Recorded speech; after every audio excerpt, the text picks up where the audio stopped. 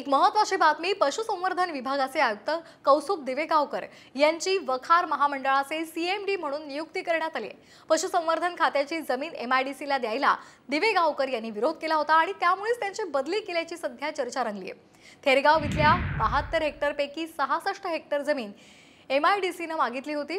गोकुळ मिशनचे प्रकल्प सुरू असल्याचं कारण देत दिवेगावकरांनी जमीन द्यायला विरोध केला होता आणि त्यामुळे त्यांची सध्या बदली झाल्याचं बोललं जातंय।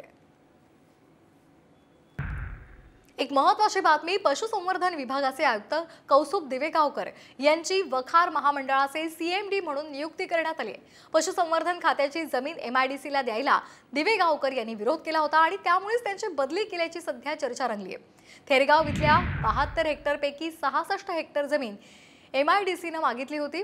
गोकुळ मिशनचे प्रकल्प सुरू असल्याचं कारण देत दिवेगावकरांनी जमीन द्यायला विरोध केला होता आणि त्यामुळेच त्यांची सध्या बदली झाल्याचं बोललं जातंय।